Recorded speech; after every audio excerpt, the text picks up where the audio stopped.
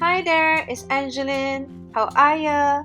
I have a brand new crafty video with Unity stamp today, and I'm gonna show you how to create this multicolor embossed background.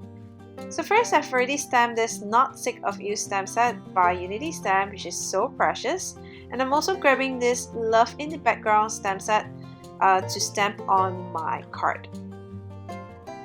So to start off things, I'm going to use the Distress Oxide Spun Sugar ink and my makeup blending brush to ink up my background so that it doesn't look too yellowish or beige. So I'm just adding some accents of colors here and there.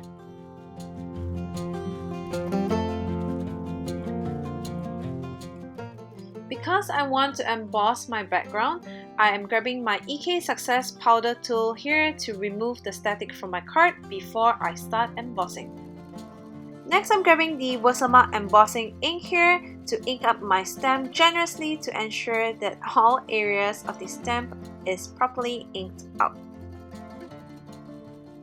So because the stamp is large, I'm placing the cardstock on the stamp and then grabbing a piece of scrap paper to just press the stamp down to ensure every part is nicely stamped. So grabbing a piece of scrap paper again, I'm also grabbing two embossing powders by Zing here in red and gold.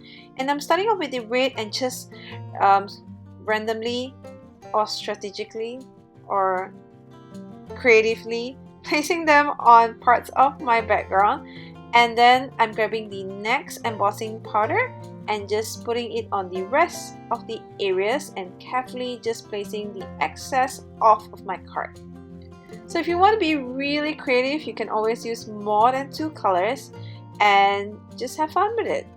Once you're happy with your colors, just grab your heat gun and heat up the embossing powders and voila! Here it is!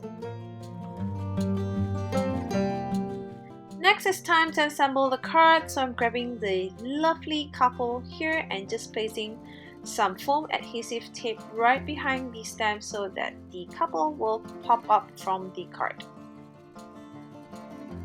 Then I'm grabbing the sentiment and just adhering that down on my card. And I'm also grabbing the photo frame die cut here from Avery Owl, which I'm going to turn that into a photo frame with my Noel stone drop here. And just creating a border around my stamped sentiment here as if it is a photo frame.